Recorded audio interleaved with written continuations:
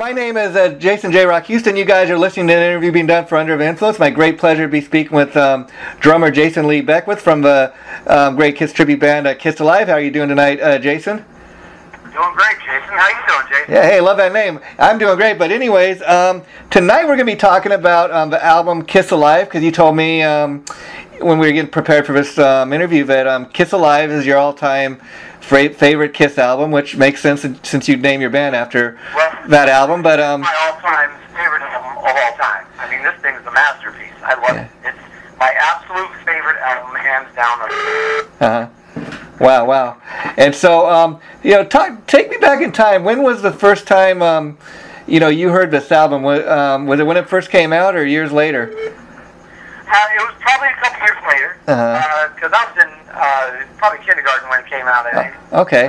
But the way I got into Kiss was, I had two brothers and a sister growing up. My oldest brother, he's 8 years older than me, so he's 18 going in the military, and I'm 10, 11 years old getting ready to move out to California with my mom.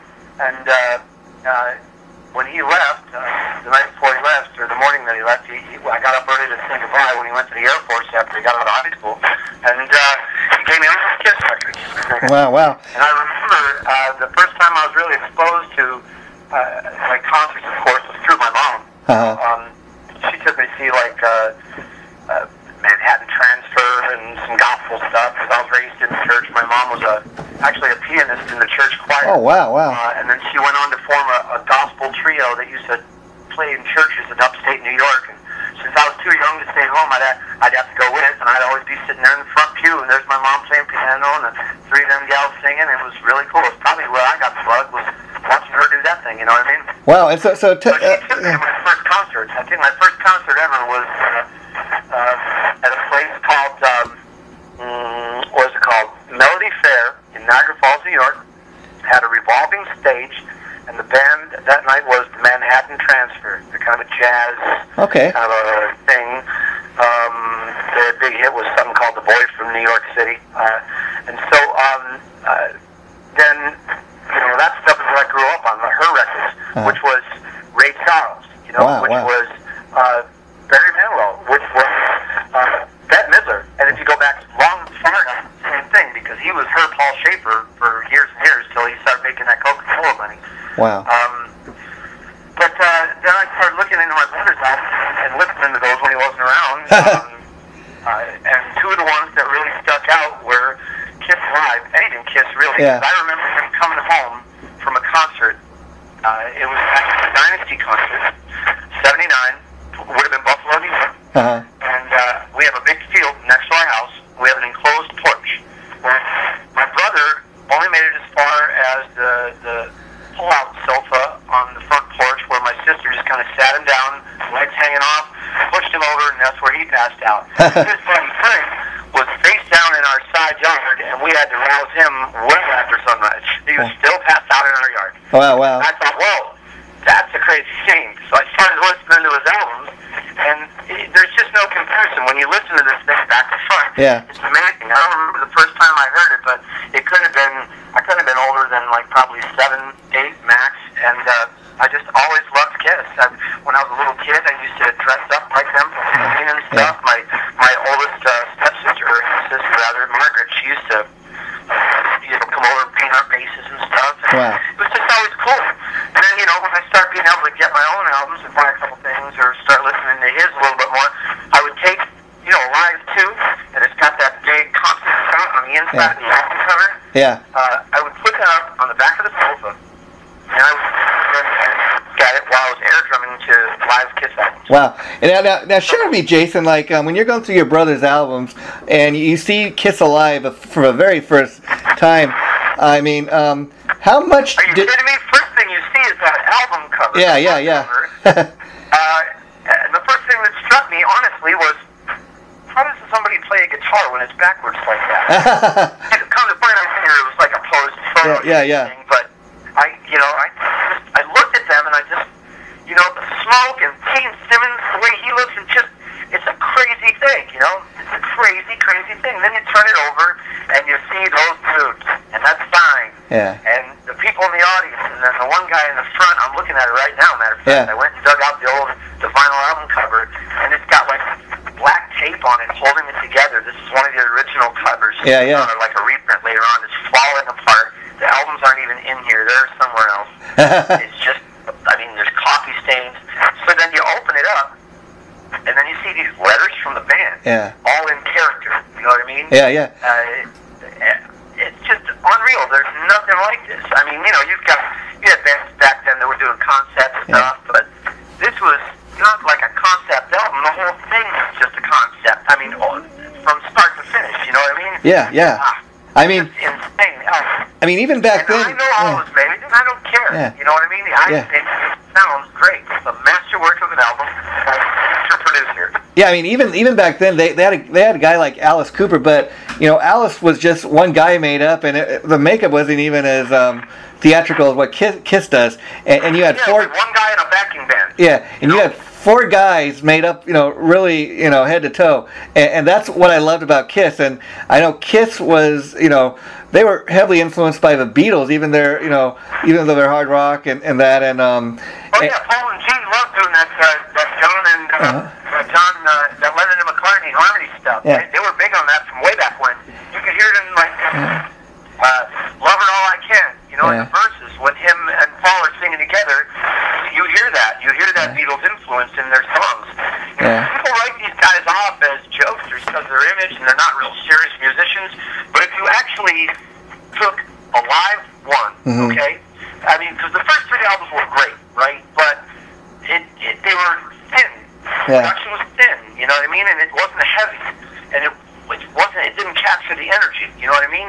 Yeah. When you got to this one, this was everything that band could and should be. It was amazing, you know what I mean? Yeah, oh yeah. I mean, especially talking about Kiss Alive, you know, the album, the vinyl. I mean, you know, these days a lot of people don't even know what a vinyl album is. But again, I mean, open up and you see that double album. You know, the way you could open it up like that. You know, that right there, they were giving their fans a little something extra. You know, in the packaging, it wasn't just another album. You know, and you weren't just getting one album. You were getting, you know, you're getting two albums. You know, which is a cool thing. It was insane. It's the entire concert. You got the entire experience. The way they mixed it and patched it up and, you know, did their thing. It sounds like you're there. Yeah. You know, it sounds like a Kiss concert. You know. Yeah. It's hard to capture. I mean, look at these letters. Yeah, I don't even care. You know, it's come out all these years later that they went back in the studio and touched it up. Because again, to me, it sounds like a live. It sounds like a live concert. It sounds so in your face. I put it on, and I almost feel like I'm there. That was the whole point of the record. The point of the record wasn't to document one night live in the history of Kiss. The whole point was we're going to create an album that's going to sound like our concerts. Yeah. And a lot of room for it, but then they added stuff in to polish it. But the basis of it is their live performances. Yeah. For example, Peter Chris's drum solo and stuff like or his drums. Yeah. Most of that was untouched. They didn't have to fix a lot of that. Yeah. And here's what I want to say about this album. Okay. Yeah.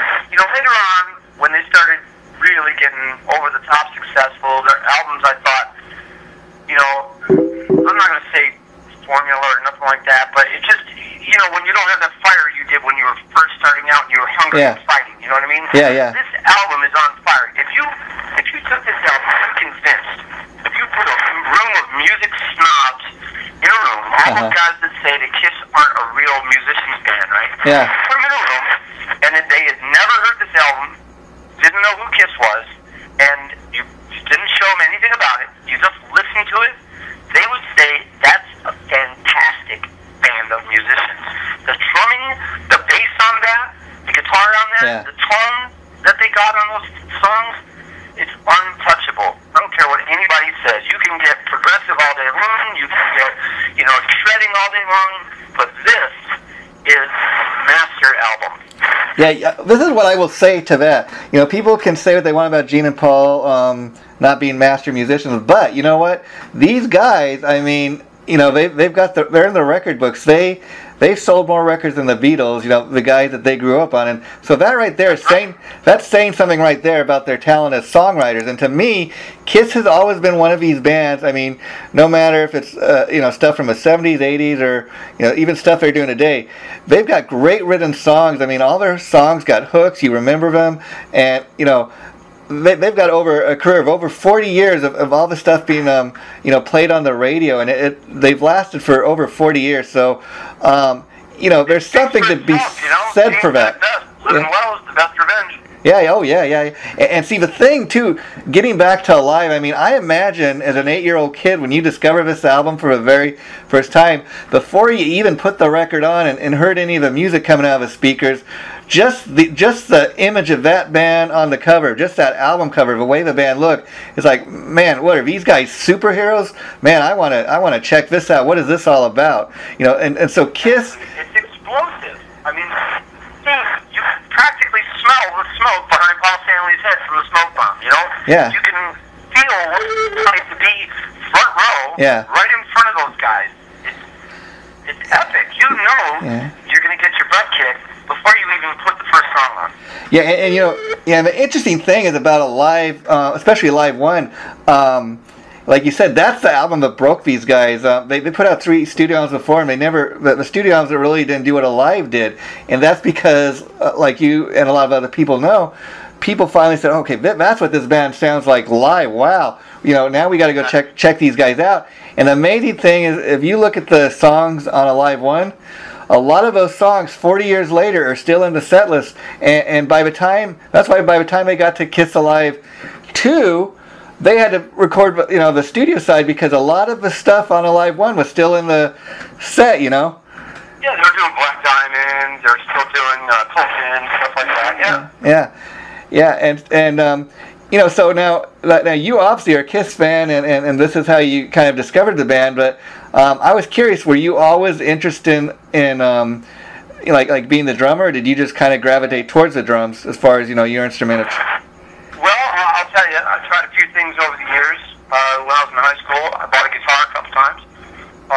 Couldn't ever figure it out. Can't read music. I don't even read drum music. Yeah. I just, you know, it's like go along kind of. Yeah. And it didn't work out, you know. I tried to teach the piano, but that wasn't happening. I just don't have the coordination, you know. But give me some sticks, and I started pounding on things. And I suppose I was already leaning that way anyways, because as a kid, I wasn't like Eric on the tennis racket so much as I was playing chopsticks on the pillows in the coffee can lids, you know. So I suppose that's what I was shooting for when I was a kid anyways. And then when I got into music in my early 20s, like seriously in bands and stuff, it just kind of that's fit for me, you know what I mean? Actually, it was funny the way I started out on drums. It was completely by accident, really. I was always like, you know, tapping out rhythms around me, you know, being annoying and stuff. And one of my night jobs in my early 20s, I was working at a pizza place, and I used to bang on the lids on the, you know, the place where you make it on the assembly line, right? Yeah. Little metal lids over the food compartment, tap on them. And this chick that was working with me just blew her stack one night. She said, you know what? I'm sick of hearing you do that. Look, there's a studio across town for $10 an hour. You can go in their soundproof room in the back, play some drums. No one will hear you. Go do that. Stop doing it here. So I actually thought about that, and the next day I actually went down there and did that because it sounded kind of fun. $10, I get to bang around on a drum set and nobody will hear me screw up. So I went and did that for 2 hours, cost me $20. And it was good. I had fun. I had a little boombox, you know, in there with me, and was listening to. I'm pretty sure I had a Kiss album in there, and I also had Back in Black in there, and it was kind of fun. Wow. I went back a week later and did it again. And I did this for 4 weeks in a row. And then on the 4th week, I came home that night, and I looked at my wife at the time, and I said, I'm buying a drum set tomorrow. I want to play drums. Wow. And then that was it. A year later, I was in my first band. 3 years later, I was in a Jimi Hendrix tribute. Wow. For about 7 or 8 years with a guy who recorded with Billy Cox, Jimmy's last name. Wow. Nice guy. They did a version of Blues Child and Hear My Train Coming. Can you imagine? Wow. And then after that, you know, I a while because when I left that band, I was, you know, I mean, it was hard to do the way I played when I was playing behind this guy, Daryl Fields. He was just amazing. You know what I mean? Wow.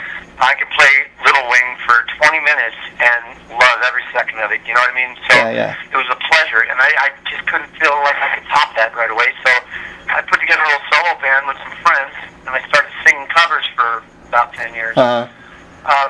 And, you know, doing the bar scene, things like that. It's fun. It was partying, but, you know, I had a heart attack or two along the way. Wow, yeah. I'm bars now. So Wow. Then I thought to myself, well, what am I going to do?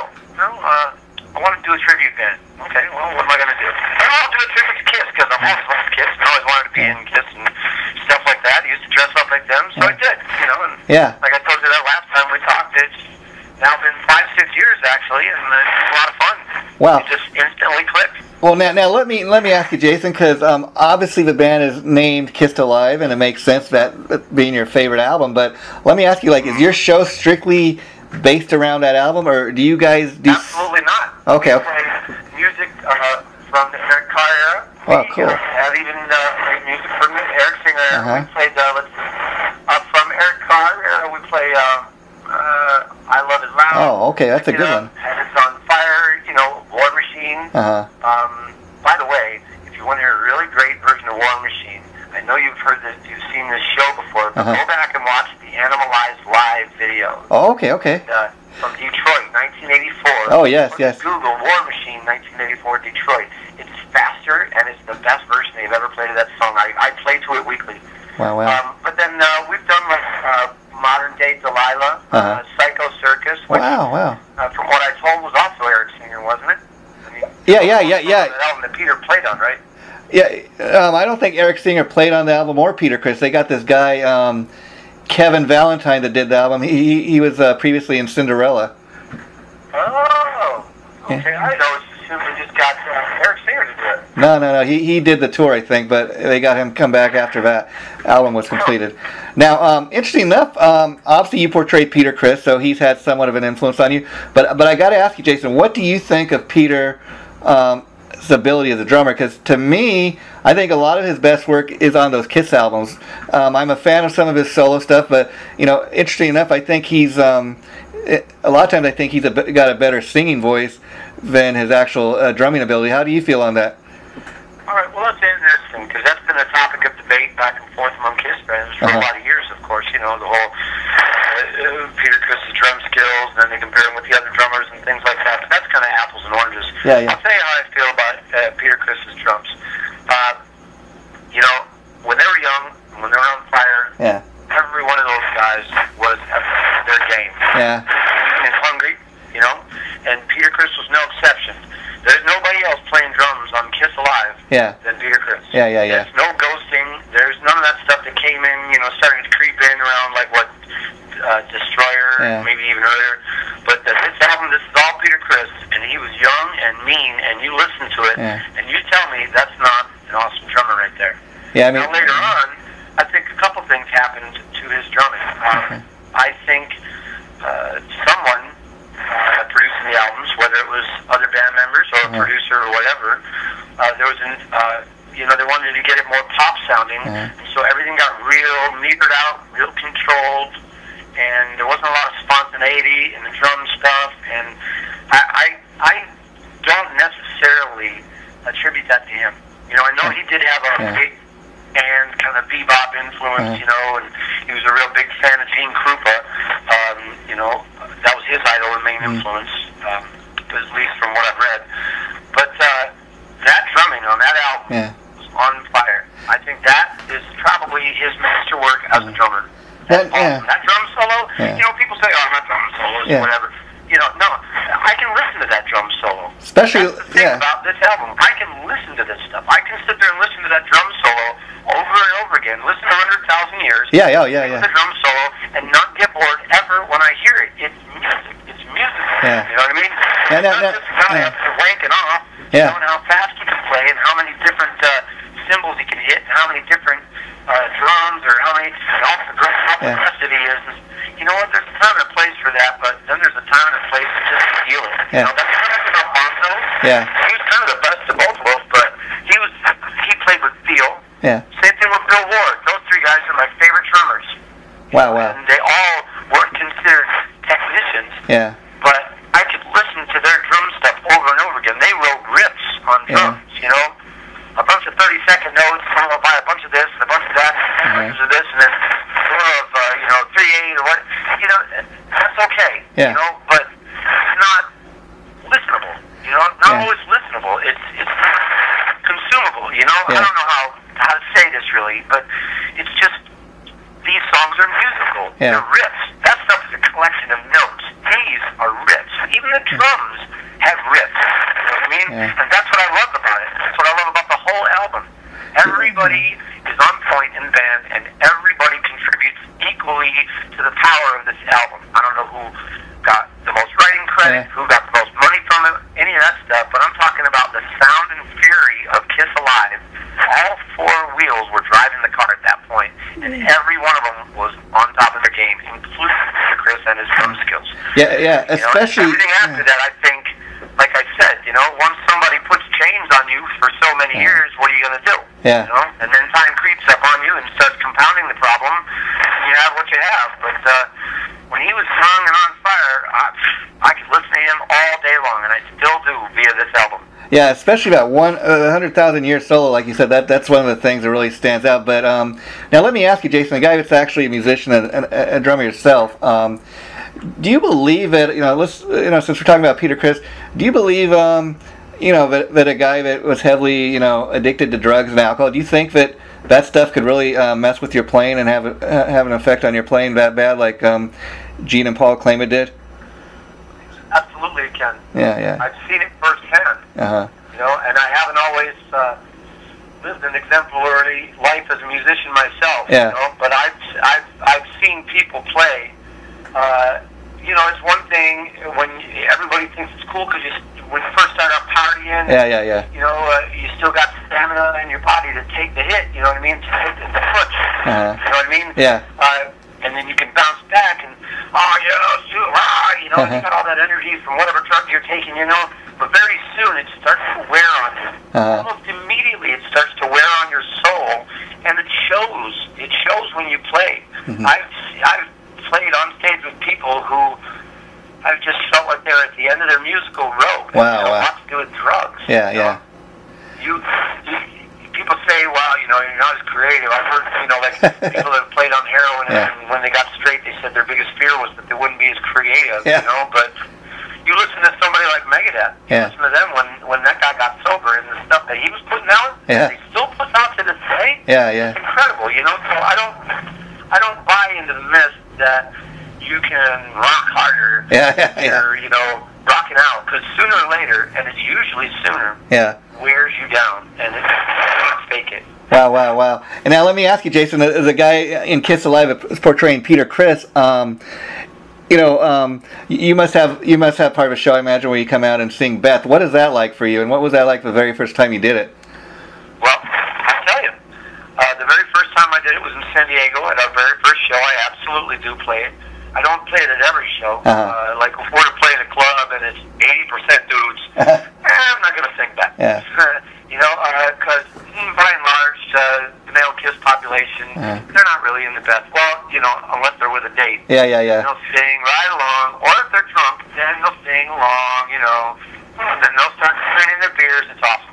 But it was at a club called Brick by Brick in San Diego, and that was our first show. It was our debut. I had a rose all set up. My wife was in the audience, you know, and it was all just set up. She had no idea. Nobody did. I did the song. I come out there on the stool. I get the rose. I say to the crowd, somebody find my wife and bring her up here. She came up to the front of the stage. I gave her that rose. I sang that song, and everybody in the place was singing it with me by the end of the song, and she was crying her eyes out. Wow. I loved it. I loved it. And I'll tell you one more time I did it. And this is on video. There's a video clip of probably 3/4 of the song from the first time my band played in El Paso, Texas at Speaking Rock. That was our first fly-out gig ever. It was our first experience jumping on a plane, going to another state, and having the driver pick you up at the hotel, and you each got rooms, and the driver has a room on the same floor, so he's never more than 5 minutes away, and all this stuff to spoil you, you know, and I loved it. You know, it was a real nice time. The people of El Paso were awesome. Wow. Incredibly hard. Met some locals who I still correspond with to this day. They still keep tabs on the band. They come see us whenever we're down in Texas. Wow. It was amazing, but I was on that stage. There was over 1,200 people in the audience in the casino showroom. There was a balcony level and then an open floor on the bottom. The floor was packed, and there was about 200-300 people up in the balcony level. It was just really packed, really amazing night, really good crowd. It was like a mini shed or a mini arena. You know what I mean? Wow. The balcony up on top. It was very cool. And I went out there. I did that.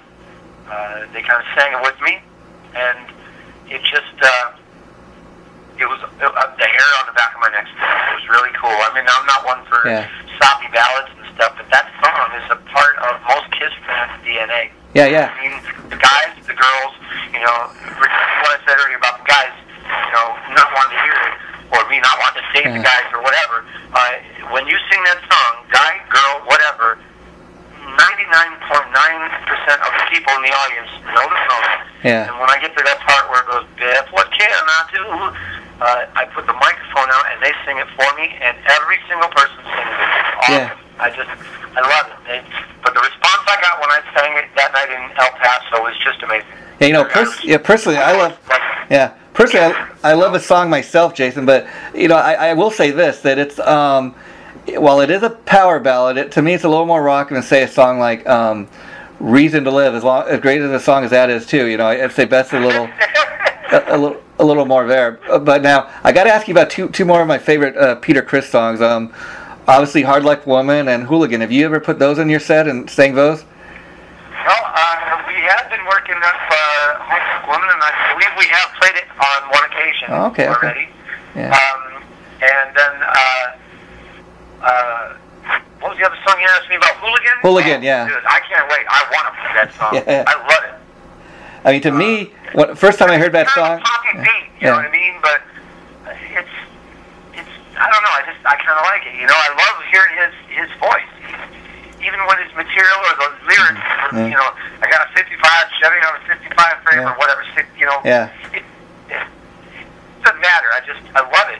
That was really kind of the epitome of his character in Kiss. You know, he's a hooligan. He's a street guy. He dropped out of school. He was, you know, just tough. I like that song. You know what I mean? To me, the first time I ever heard that song, that was immediately my thought. Like, you know, this is the ultimate Peter song. This you listen to it, and that's his attitude. You know, and even you hear him in interviews. Like, to me, I would counter you with, and since we're talking about Kiss Live, I would say the ultimate Peter Criss song is "Black Diamond." Oh, okay, yeah. Oh, okay, yeah. You know, and take you back to the debut album. I got to ask you too, Jason. One of my all-time favorite, Kiss songs, period, is "Nothing to Lose," which is where Peter and Gene are trading off on, lead vocals. I love it. Yeah. I love hearing him scream. Yeah. That's one of the big frustrations about playing him is that screaming that he used to do when he sang, and he was screaming key. You know what I mean? It's just.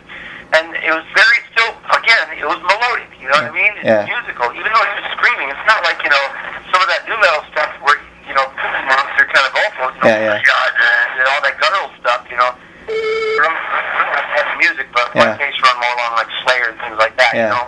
I like to hear what the guy's saying, you know what I'm saying? I realize, as I'm saying that, though, that makes me old man on the porch.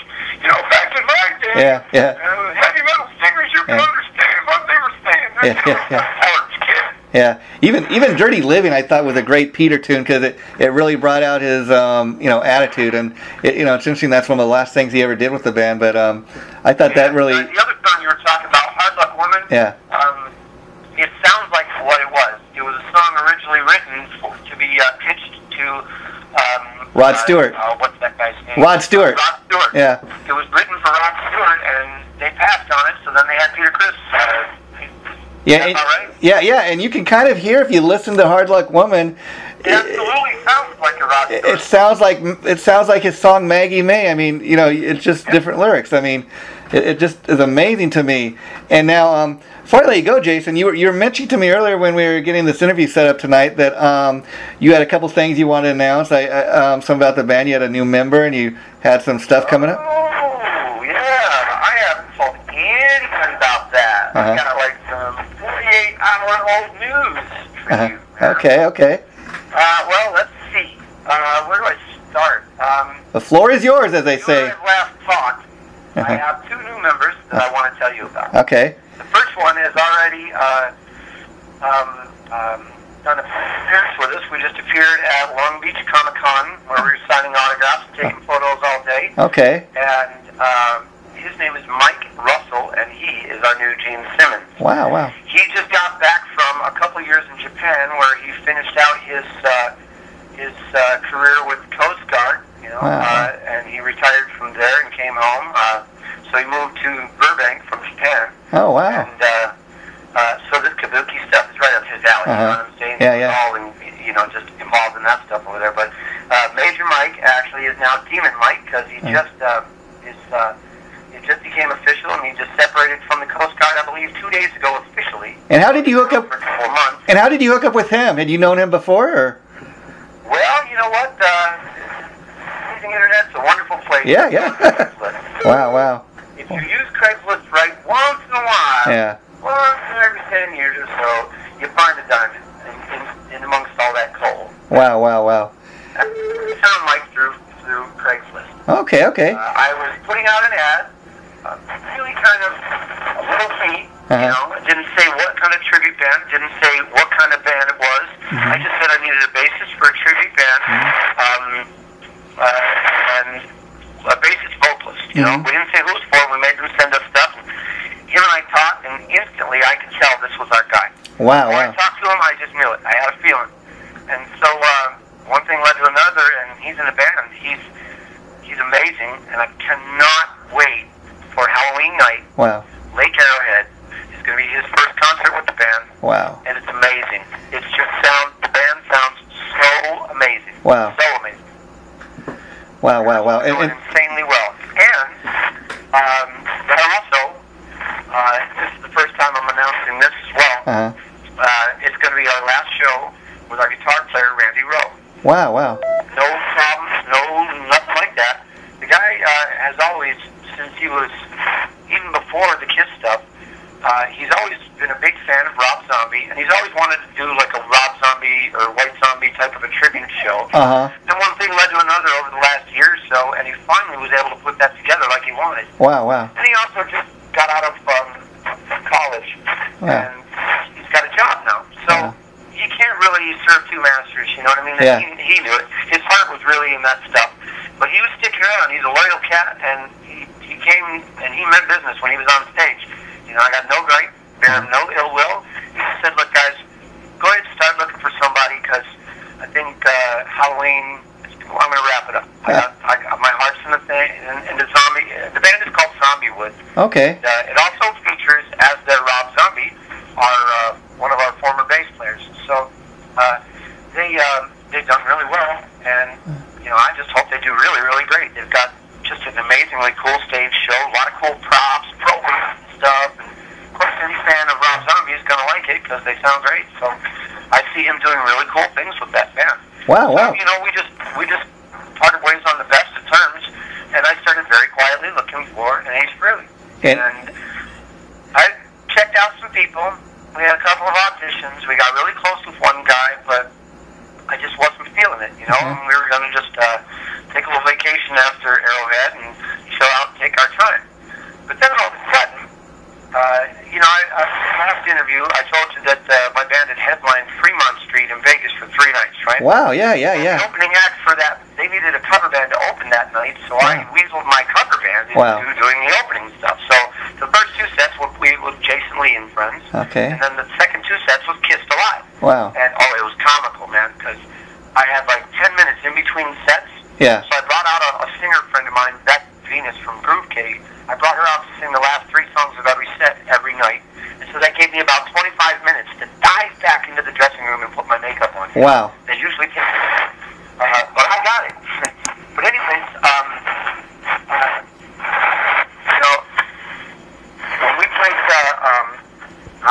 saying. You know, our new guitar player, he came from my solo band. Oh, okay. He played in my solo band at Vegas. When I was on stage at Fremont at Jason Lee and Friends, he was the guitar player. His name is David Towns. Wow. He's like a blues cat. He, when I was playing drums for an instrumental guitar player named Ronnie Norris in L.A. Oh, wow. I know Ronnie. Yeah, yeah.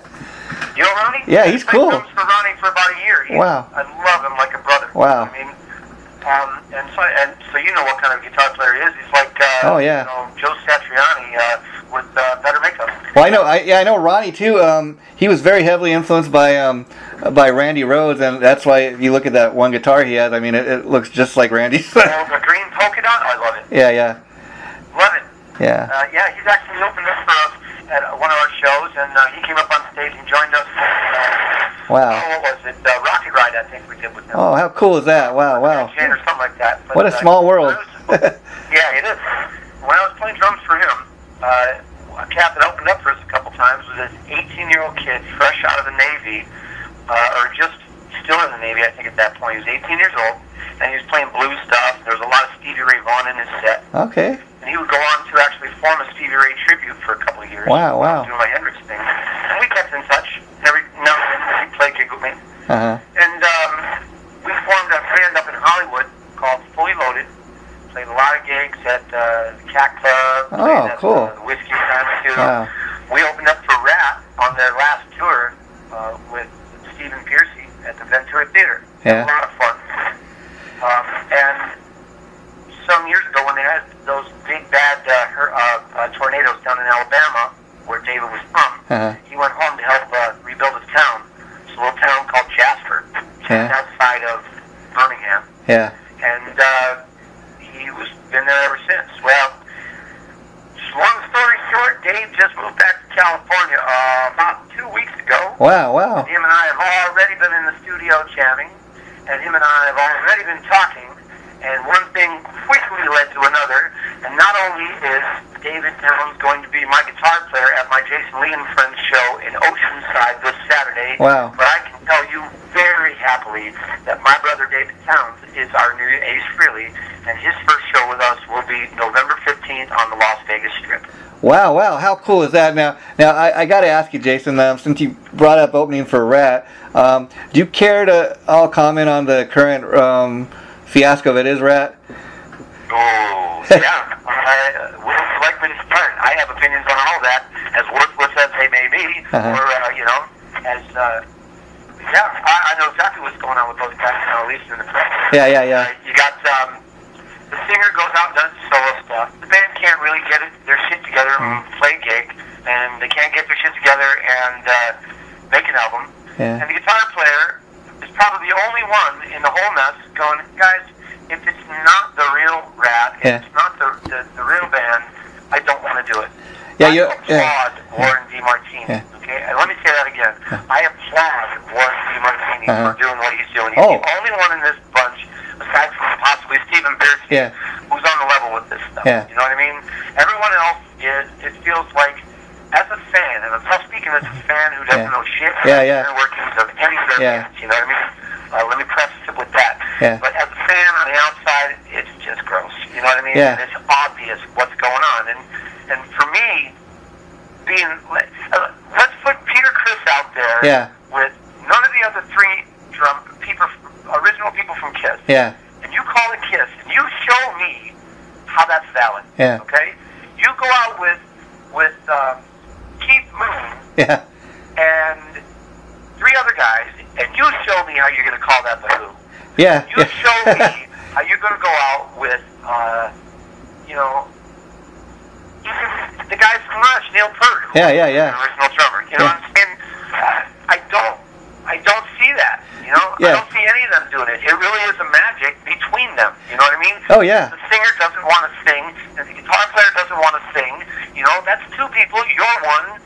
Suck it up and go form a solo band or a super group, but don't call your band Rat. Yeah, yeah. You know? I totally agree with you, Jason. I mean, this is my whole thing. Is the drummer? I think he. He's in trouble with a guy I've never met, but I don't care. Yeah. I've got an opinion, and if you're going to ask me, I'll tell you. Yeah, the drummer, Bobby Blotzer, this is what I'll say about him. I do agree with you, but other guys seem, even though they're going out and doing it, they have a lot more integrity about it. They're being honest, at least, with what they're doing.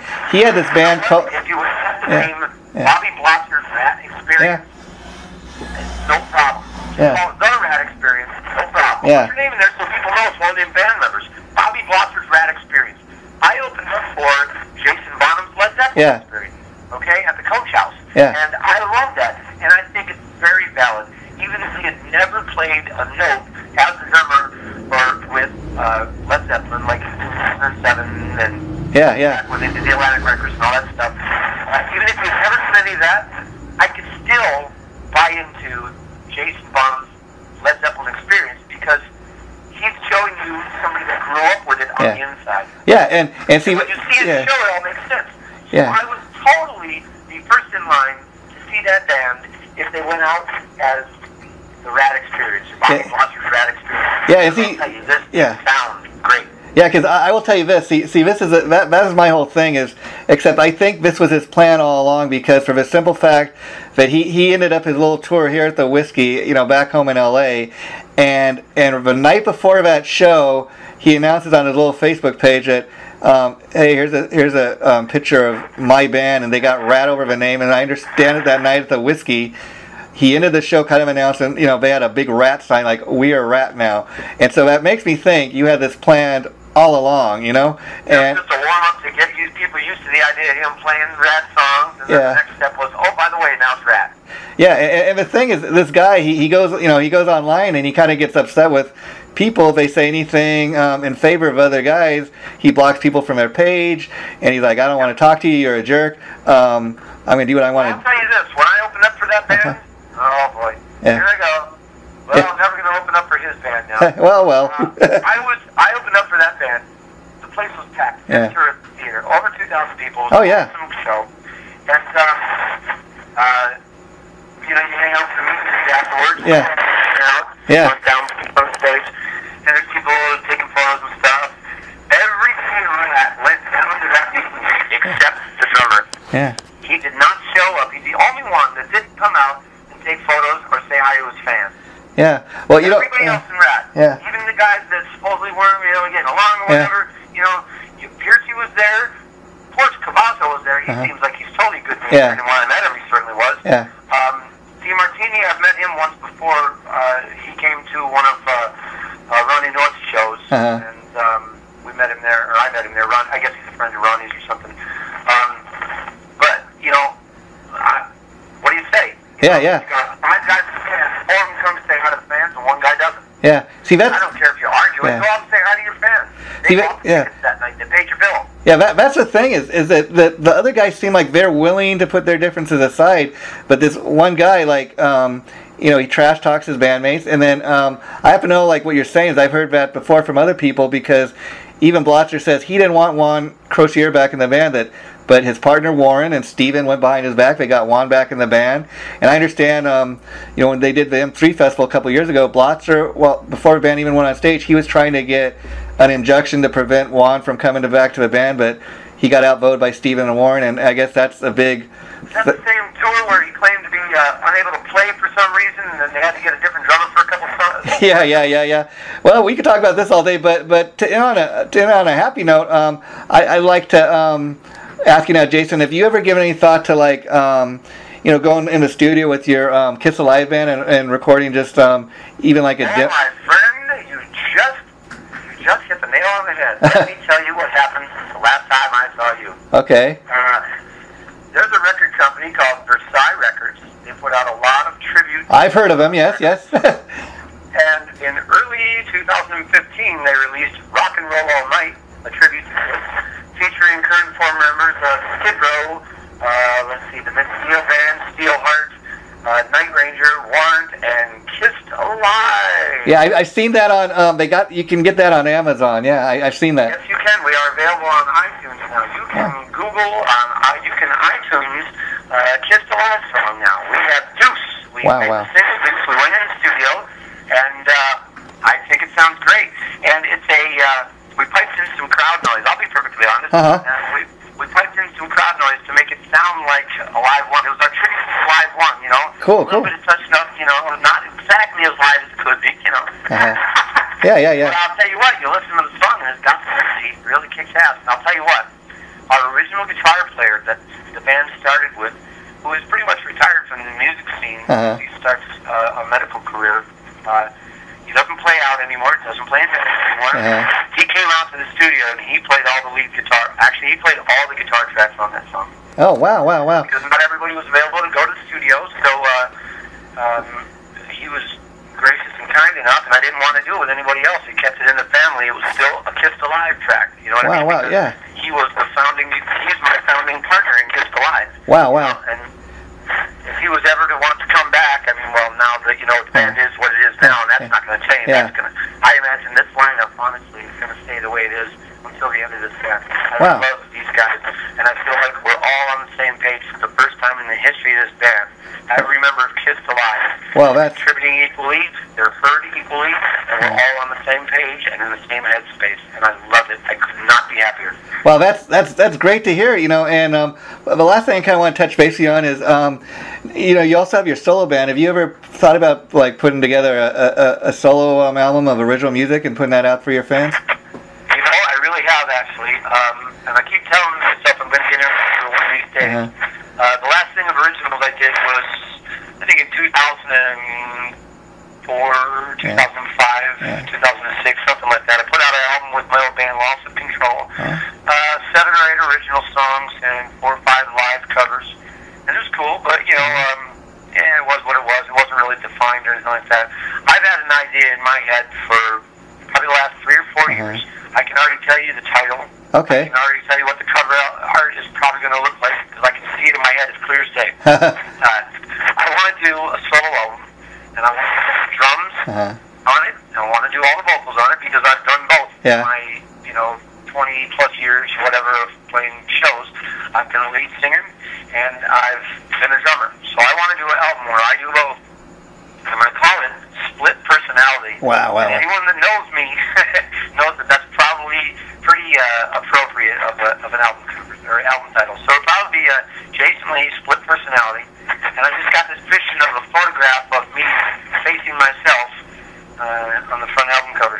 Wow, you know, sounds incredibly vain when we're talking about a solo album. Yeah. But you know, now though, I'll tell you what, the Jason Lee and Friends thing is evolved more into a monthly party. About every month or so, I get together with some friends and we just kind of bang one out. But yes, I really would like eventually to have another album out of some sort. Well, you know, I tell you, you know, the first thing that would happen would be Kissed Alive. I think the next thing that I'm going to do in the studio is going to involve Kissed Alive.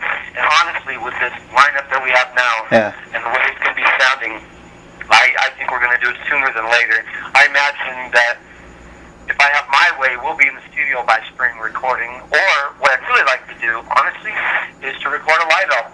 Cool. I'd like to record a live album by Kissed Alive. Well, the entire show, back to front. I would like to have that and make a DVD with it too. You know what I mean? That would be cool. Would be a great thing for us to have. That would be cool, because I know a lot of tribute bands, you know, are against stuff like that. But I will tell you, me myself, I would dig coming to one of, you know, your Kiss Alive shows and having something like that to buy at the merch table and take it home and say, oh, this is a band I saw. I know these guys are great. They're great players, and you know, you have a CD, you have a DVD. It'd be a great souvenir of the show. Yeah. You know what I mean? And I'll tell you, I think that would be a great idea. And you know, I hear what you're saying. A lot of bands, they turn up their nose at things like that. At being on, I had a member of the band at the time when we recorded that song Deuce that refused to participate in the studio. Wow. It was not our guitar player. Wow, yeah. But it just, it's, you know, they didn't like it. You know, they didn't like the idea. People don't see it. But you know what? Everybody that has that CD knows about my band now. Wow. My band is now on iTunes and it's on Spotify. And if you Google Kissed Alive Deuce, you can go buy for 99 cents a copy of that song. Yeah, you know. We won't get any money from it. Yeah, and the cool thing about that CD that you guys are featured on is I know you sell it at your shows. I've seen that online, and that's a cool thing, because the album is not just highlighting your band. It's a lot of different other artists on there. So by you selling the CD, really great versions of these songs on there. I'm telling you. What is it? There's Dr. Love is Killer. Oh, dude, they did Save Your Love. I mean, there's Pick It Up. Yeah. Charisma. I know Ron Keel's on some of this stuff. Kerry Kelly plays guitar on some of this. I mean, it's a really cool CD. Even if I wasn't on the band, in the band, I would have it. That's what I mean. That's what I mean. Really good. Yeah. And now let me ask you, Jason. As far as like we're talking about, you doing a solo album, playing the drums and singing lead, is that because drumming is a very physical activity? So how hard is it? I mean, I know guys like Phil Collins doing that. How hard is it to actually, sing lead and be playing the drums at the same time? I'm not gonna lie, it's a pain in my ass. It's a pain, man.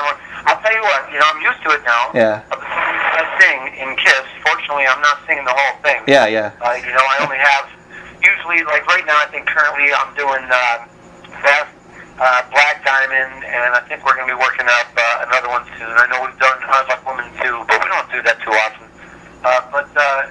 You got to pay attention more, and I like to have fun, I like to look at the crowd. I like to run on autopilot sometimes, but that's okay, because sometimes, it's good to be grounded, because that Black Diamond is just such a powerful song, man, so it takes all of my attention, but in a good way. Again, getting back to, Nothing to Lose, because that's one of my all-time favorite tracks. Have you guys ever played that live in your set? No, and I want to. Yeah. We're going to remedy that. I'll tell you what, with the open mind that everybody on this team has now, I guarantee you, within the next 6 months, there's going to be some dramatic changes to the set list.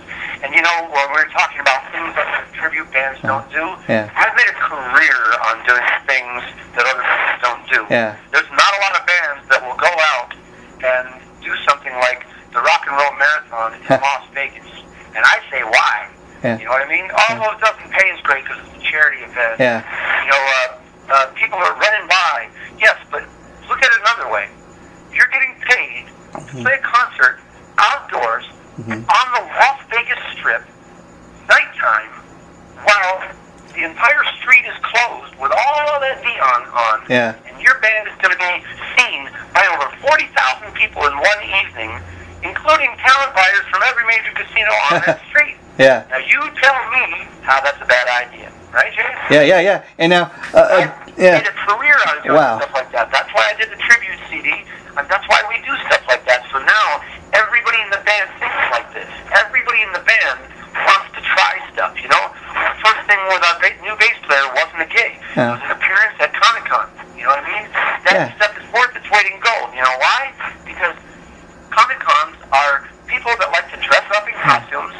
They like to see people dressed up in costumes. And they like their band to be filled up with people that dress up in costumes. Yeah. Win. That is all our people. And no matter, our target demographic. And no matter if it's a Comic-Con or some type of charity event, to me it's just another, you get involved in something to help out other people, but also at the same time, it's a great opportunity to get your band out there and get more attention from a band. So everybody kind of wins in a situation like that to me. Now, getting back at your appearance at Comic-Con, I wanted to ask you about that a little bit because, again, Kiss is a band. You got the whole thing with the makeup and the look going, but I was curious how many people at the Comic-Con, thought you guys were some kind of superheroes versus a rock band. Everybody knew who we were. That's universal, my brother. Yeah. Well, that's so true. No confusion whatsoever. Every single person knew who we were from the moment we walked in. What who we looked like. Let's say that. There was actually 4 or 5 people. There always is at every Comic-Con we do. We've been to the Comic-Con in San Diego. Actually, the Comic-Con in San Diego is where we got a picture from that Rolling Stone. I was very stoked about that. It was online, but nonetheless. Yeah. But every time, there's usually about 6 or 7 people that get confused. And they think that we're kids. And I politely tell them, oh, no. I said, I wish my bank account looked like theirs, but no, we're just a tribute show. We're fans like you, And I tell you, it's an amazing experience every single time we go. And how cool! Photos and talking to people all day long. They just love it because we're them. And how cool! There is no difference. How cool is that? Half the time they think we're just there for the cosplay, and we tell them we're a band. We just instantly gain new fans. And every time we go to one of those places, I always see those people at our next show. And how cool is that for you as far as, people that you're just meeting at the event, don't even know nothing about the band at first, people coming up because of the way you look, wanting to get a photo of you. Because, I tell you, last summer when Kiss was touring with Def Leppard. I was waiting to get into the show at Irvine Meadows, and this guy was he was dressed up in full Gene Simmons makeup and gear, and people were just walking to this guy. He was just in the line wanting to have pictures taken, and I don't think he was even in a band, or he was just a fan dressed up like Gene Simmons. Wow. Yeah. That might have been one of my former bandmates. maybe. And I'll tell you what, man. I'll tell you what. It's been since you're doing this. I mean, those cons, those are all, you know, I feel like those are our people. It's our family, you know. How's the song go? These are our people, and this is my crowd, you know. Yeah. Crazy Nights, right? Oh, yeah. No, I'll tell you what. We're going to be doing a lot of different songs. We're going to be, I mean, I'm not afraid to go into any, you know, era of the band, because I'm a fan of the band as a whole. I have my opinions about eras, just like any other fan. But, I mean, I'll tell you, literally, while we're having this interview right now, on my table, let me tell you the albums that are here. Alive 2, Alive 1, there's Dress to Kill, 2 free-release Comet albums, 4 solo albums, including Gene Simmons on Picture Disc, and then Hotter Than Hell, the first Kiss album. Let's see, I've got Love Gun, Rock and Roll Over, there's Destroyer, and then I've got stuff as recent as like Hot in the Shade, what's that, Bolton tune, I think? Yeah. Was that the album? No, that was Crazy Nights. Yeah, and that here's Crazy Nights with To Live by Michael Bolton. But it's got the awesome Bruce Kulick on it, and I love everything that guy did with Kiss. Oh, yeah. And I have a weird album that I didn't buy, but somebody sent it to me. It's one of their greatest hits where it was bad. Eric Carr of the band. It was smashes, thrashes, and hits. Yeah. And it had, let's see, 4 songs that were new. Let me see, 1, 2, no, it had new songs. It had 2 new songs. Yeah. Put the S in Sex, and You Make Me Rock. And then you've got a bunch of their old classics. But then you have this track, Beth. Yeah. With Eric Carr singing vocals over what sounded like the exact same instrumental track. Yeah. How do you feel about that, Jason? Well, I know it was a... Because I know it was a... about them recording that with the exact same instrumental track, but with Eric Carr. Well, I know there's some controversy. I mean, I being an Eric Carr fan myself, I thought it was cool that, okay, he was finally getting a chance to do a lead vocal. Now, I know even Eric said, I'd heard Eric say many times before he passed away that he really was not into doing it because he had met Peter and he was a friend of Peter's, and he's like, I don't want the guy to... From what I heard, he told him, he says, I got no choice. Yeah.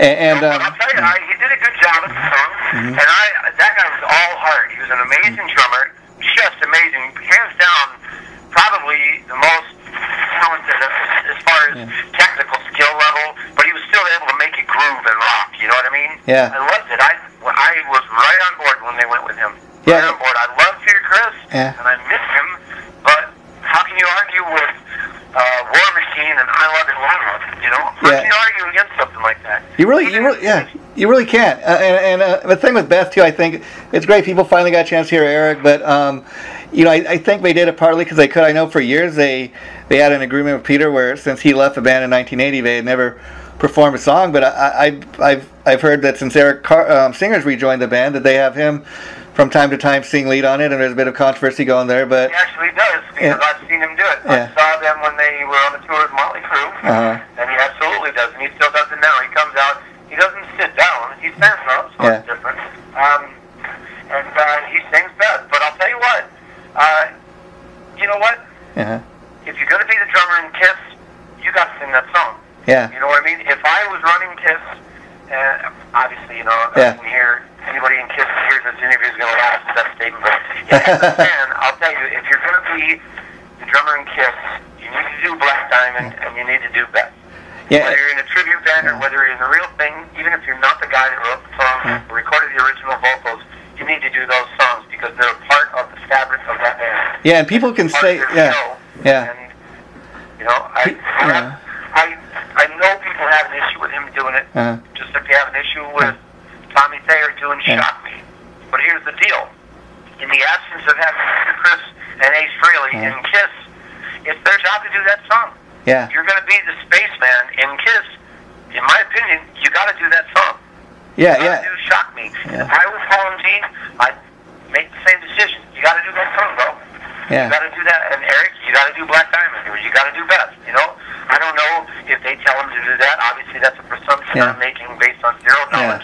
But I'm just saying, as a fan, you know, would I rather hear and see Peter Criss singing Beth on stage like that? Of course. But I also am aware, since I am a fan and I follow the band, that that's not possible. Yeah. You know, on their last tour, wasn't he like, his hands were starting to go? Yeah. He played for like maybe 90 minutes, and there was one show where his hands hurt so bad that he had his drum set, Eddie Cannon play the show. Yeah, and you know, but the thing about Eric Singer too, that I think is just totally amazing is there's no doubt about what a great drummer he is. People have known that for years, and he's got all this experience under his belt. He was originally in the band with no makeup, like the Revenge album. Yeah.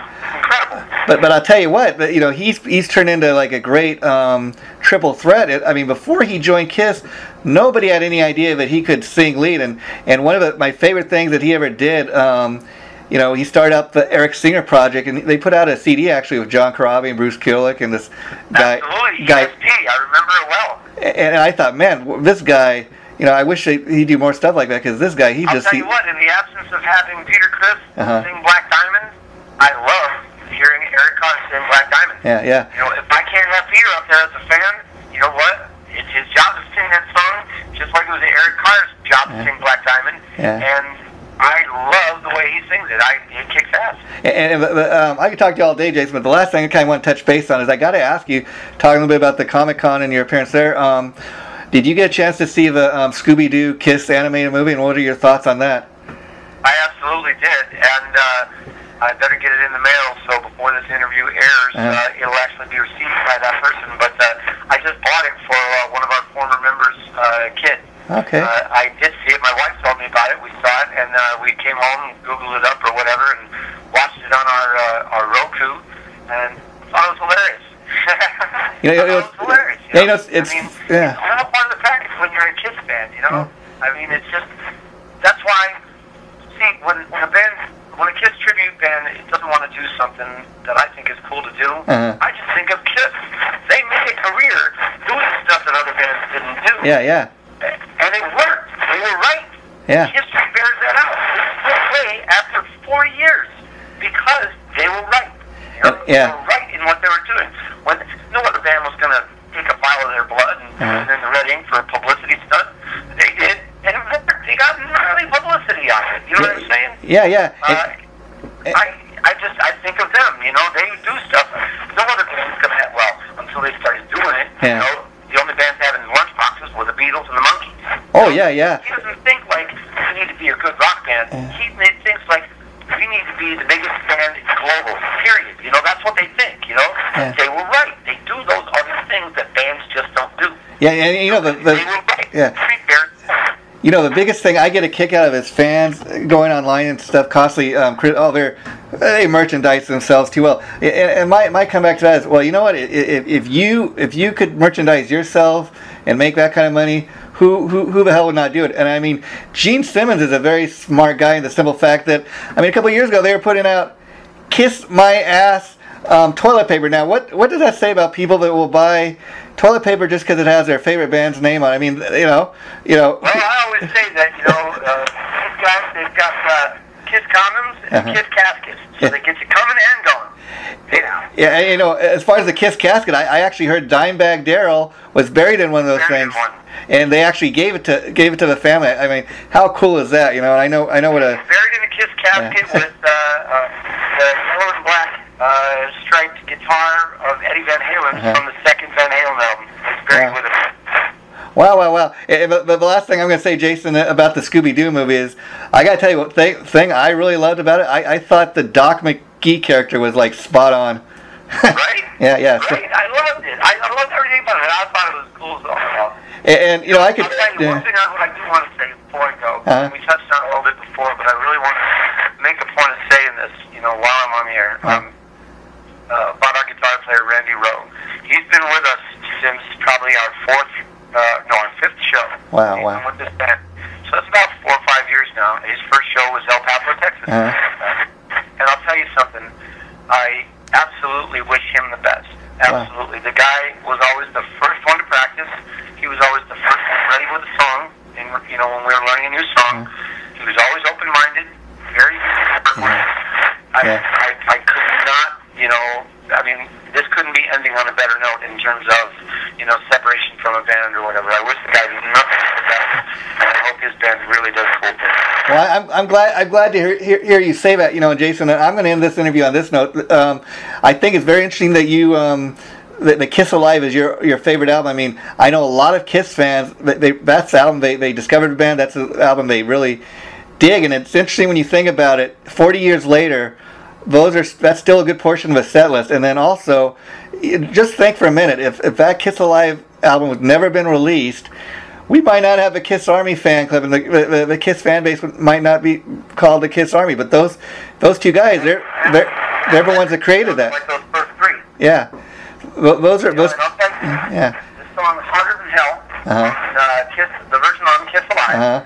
You know, there's an opening guitar chord, and you can just, if you hear just faintly, ever so faintly, right before that, you can hear drumsticks like clicking onto like the side of the drum, you know, so that they all come in on the same note. You can hear just a tiny little click.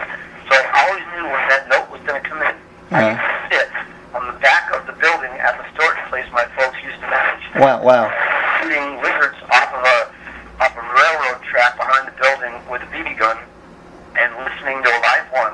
And whenever it would get to the beginning of Harder Than Hell, I used to rewind the tape and then hear that note, or those two notes, then rewind it again, and such a perfect 1-2 power chord opening of a song.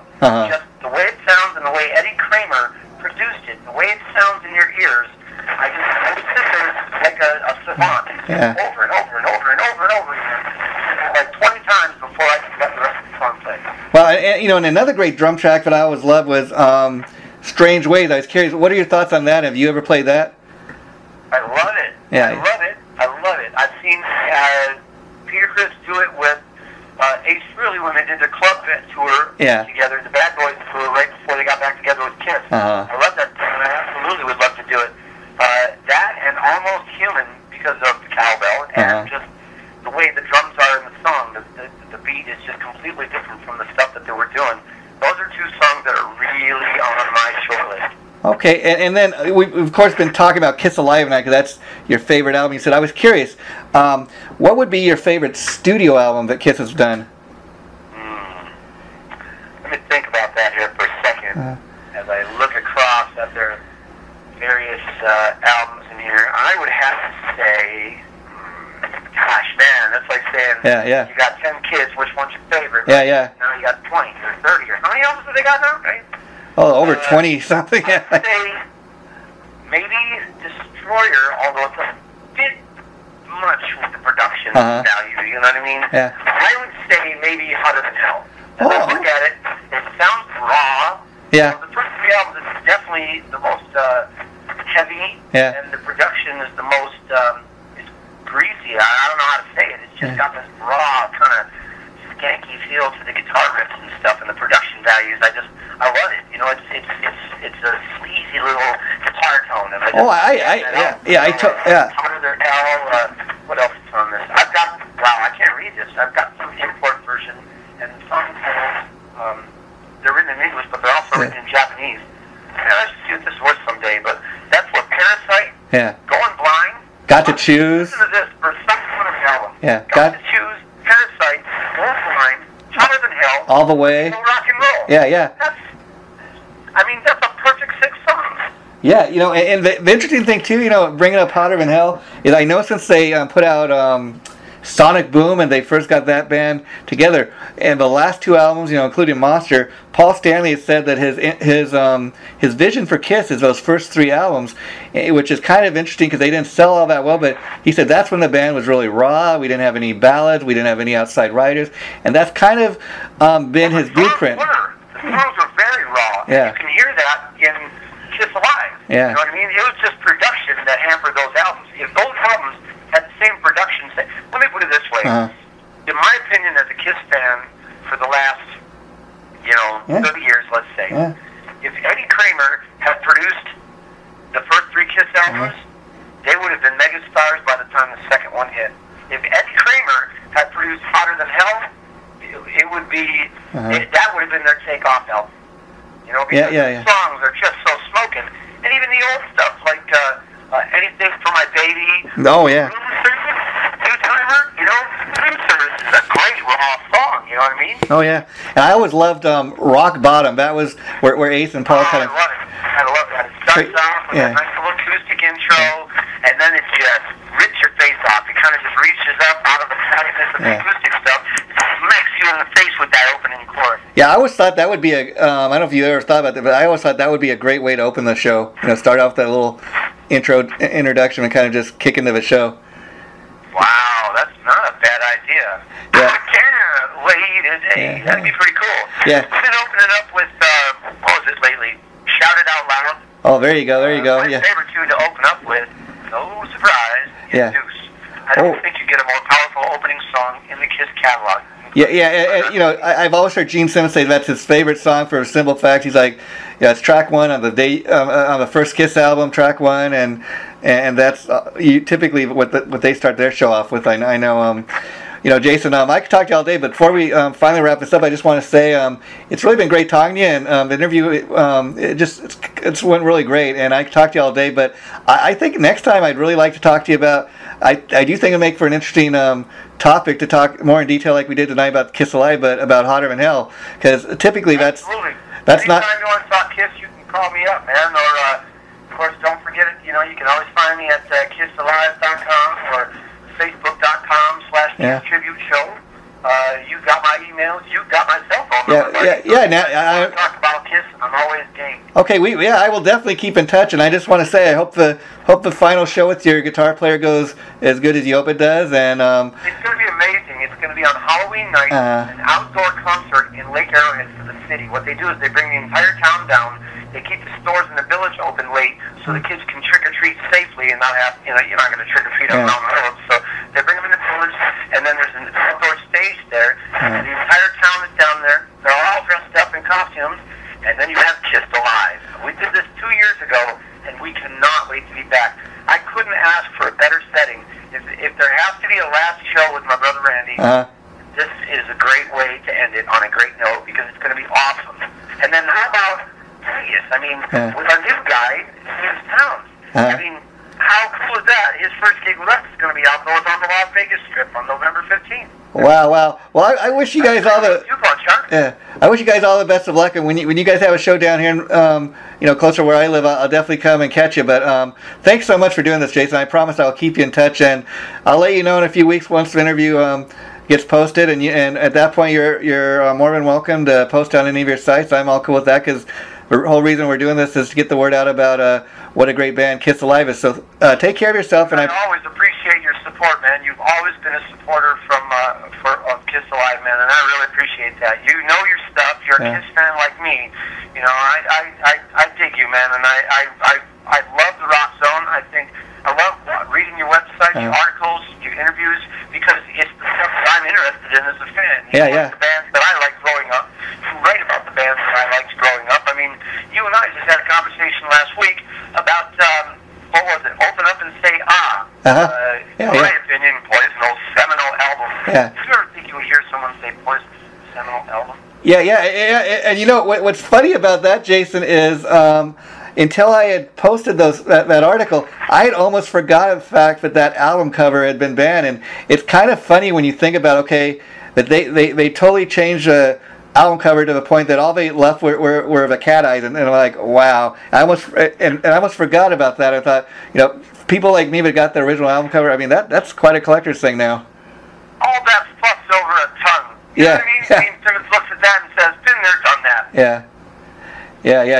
I mean, even I heard King Diamond. That's why he had to change his makeup. I think Gene threatened with a lawsuit because he used to wear makeup that looked a lot like the Gene Simmons design. Yes, he did, and I agree. You know, you can only get so close where, you know, then it's kind of infringing. Of course, who am I to talk about people's ideas? I'm in a tribute band, right? Yeah. Well, I just want to tell you this, Jason, too. I apologize for it being so long between interviews, but yeah, I got thinking, the other day, or when I first contacted you about doing this interview, I said, wow, it's been that long since I last talked to this guy. I want to see what he's doing now, and I'm glad I did, because I'll make a point of touching base with you more, so much time does not go by. But no problem. Don't be a stranger. You call me anytime. Okay. And, well, you have look forward to checking out the interview on your website, and dude, I'm a lifelong fan. Okay, you take care, my friend, and I'll be in touch. Have a nice night. Bye bye. Thanks so much. See you later, Jason. Bye bye.